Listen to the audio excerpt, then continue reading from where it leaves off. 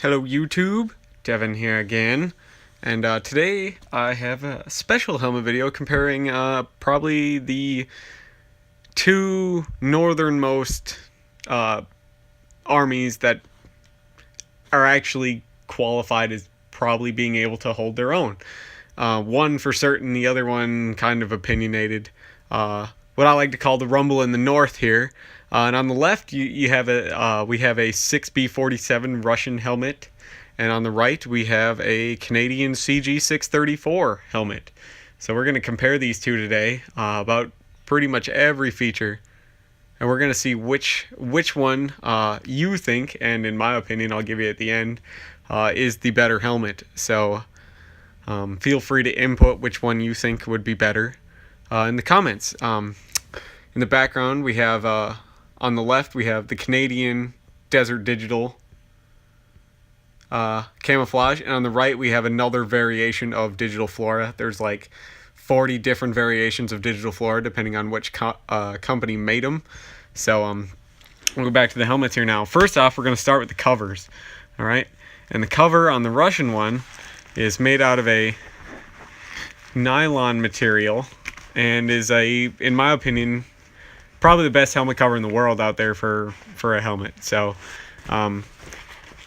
it has a very probably like 500 denier about texture nylon. It's got foliage loops. It's got covers for the night vision shroud. It's got covers for the rail on the side. It has built-in goggle mounts and routing points for wires and straps built right into it, and it's all held in place by a drawstring, so it's pretty easy to figure out.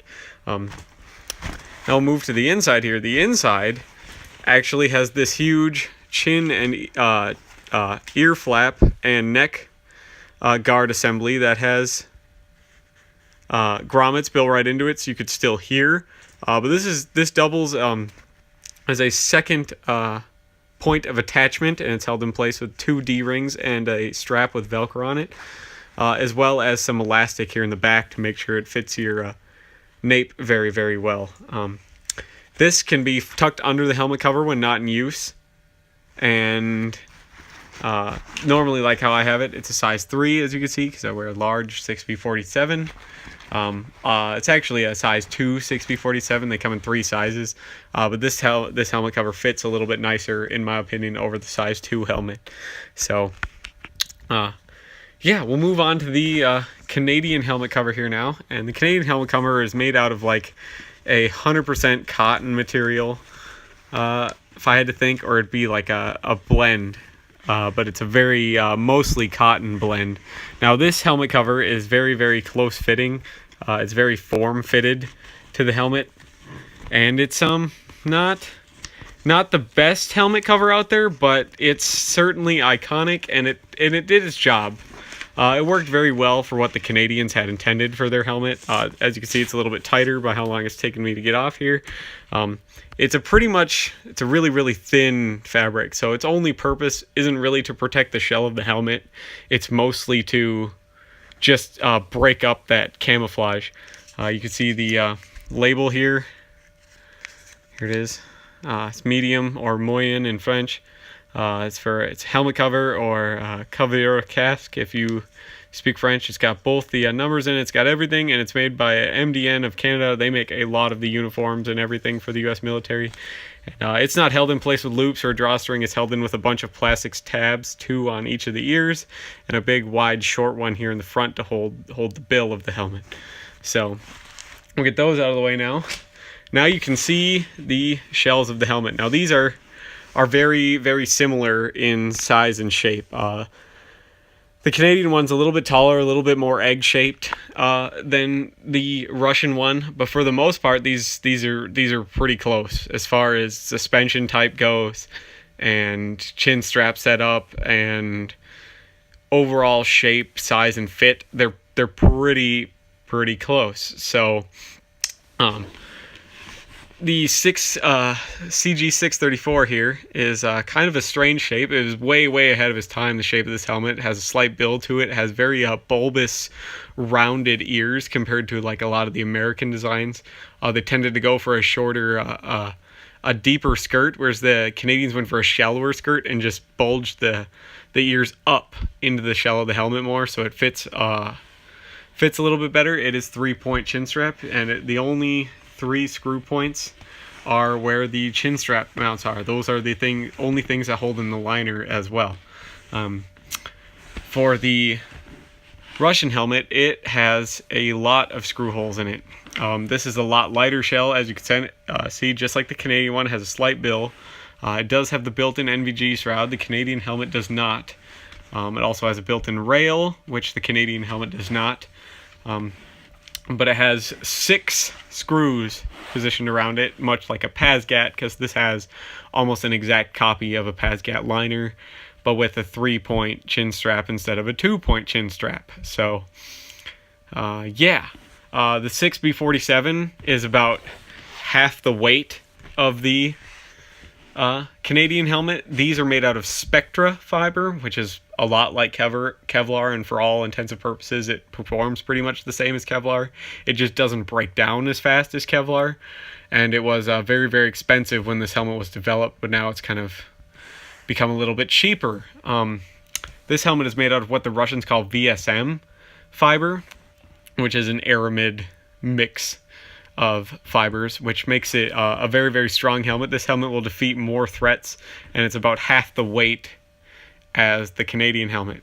So we'll take a look at the liners here now, prop them up, and take a look. As you can see, for all intents and purposes, they are pretty much the same. The Russian helmet is a little bit more rugged. It's all got M-type slider buckles made out of steel that have been blackened. It's held in place with a snap and D-rings, whereas the Canadians took a lot more technologically advanced approach, and they have these plastic sliders. I've heard a lot of concepts about a lot of problems with these sliders, how they tended to come loose, and they tended to snag on stuff, and your helmet would adjust mid-battle, which is a problem. I think that can be remedied really easy, though. I've seen some purposes, some people who have taken and they've put adhesive type Velcro on the inside of these buckles and sewn loop type Velcro to the straps to keep them from coming apart and adjusting. I also hear that the liner in this, the sweatband, these rings, much like the French style, tend to cut into your head. And a quick way to remedy that would be to I've seen a lot of people route the headband backwards so that you could have this overlap right here in the front, so it doesn't compromise the stability of the helmet, but it still holds through that loop, so you don't get that kind of rectangle pad indent on your forehead. Or I've seen people buy American PASGATs type chin straps and just put them over this sweatband, so that way you can you don't have that comfortability issue that you have with the original type with this setup, like the French have and the cg634 stock model has. So and that this has a chin strap that's very comfortable. The locking mechanism is very chunky, very bulky. It is plastic though. These are prone to breaking because the housing is plastic, but all the internal parts are metal. So it works though. It's comfortable. I'd rather have this type of liner than the Russian helmet liner, because this disperses the weight a lot more evenly. It doesn't have a little ring at the top to cut into your head. This is a very comfortable helmet liner in my opinion. Whereas the Russians went for kind of the cheapest route possible. All of their liners are pretty much stitched together in one big piece. So you can't really take parts away. You pretty much have to replace the whole suspension. But when you buy this helmet, it comes with a full package for about the same price as getting a cg634. You get the helmet shell, you get a whole set of replacement screws, you get 2 replacement liners, you get replacement chin, you get an extra replacement chin strap, you get 3 helmet covers for it, and you get 3 balaclavas for all seasons and weather types with this helmet. So I really can't complain if you're getting that in just the standard battle package. This is a very, very durable helmet because there's not a lot to go wrong on it. Where I don't like their adjustment of this though. They have 3 points like this where they have double looped fabric to route the to adjust the circumference of it. They have one in the back and one at kind of the corner points of the back of your head on each side. So there's 3 of them. There isn't any in the front. I did put like a synthetic PASGAB band on this because the normal sweatband here is only like 3/4 of an inch thick, and it's just cotton or like cotton polyester fabric, and so it cuts in because it's so narrow. The leather also gives it some water repellency. Don't mind these straps. These are just goggle routing points that I use to hold the goggles on. So these don't come standard on the helmet. I put those on there. The crown pad, the straps are very thin, so they tend to cut in, and the donut ring at the top kind of, it's not as bad as the American PASGAP because they use a wide ribbon of fabric, so it has some air in it and some cushion, so it doesn't cut in as bad, but it still does. Overall, though, this is a very, very simple, rugged helmet. I see that this one would probably work a lot better in battlefield conditions and be a lot more successful with soldiers, I think, than the cg634. But then again, the cg634 is almost 20 years older than the 6B47. So I know the Canadians are looking to replace the cg634, and the Russians have, this is Russia's newest standard issue helmet, so I don't think it's going to be replaced in the foreseeable future. But then again, they have come out with a new helmet pretty much every 5 years since the fall of the Soviet Union. So anything's possible, really. So hopefully you guys like this video, and this lets you get a great comparison of what I like to call the rumble in the north between the 2 northernmost major military entities in the world. So my opinion, I would I love both these helmets a lot. They're some of my favorite ones, but I would rather take the 6B47 if I had to pick these two. I would take the 6B47 over the cg634.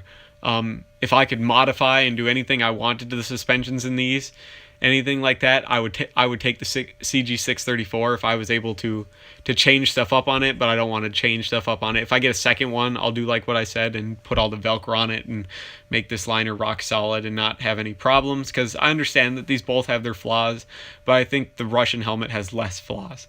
So hopefully you guys like this video, and you got some useful information out of this. Leave a comment if you have any questions, or if there's anything I missed that you would like an answer on. I'll do my best to answer those for you. But until then, I will see you guys in the next video. Bye.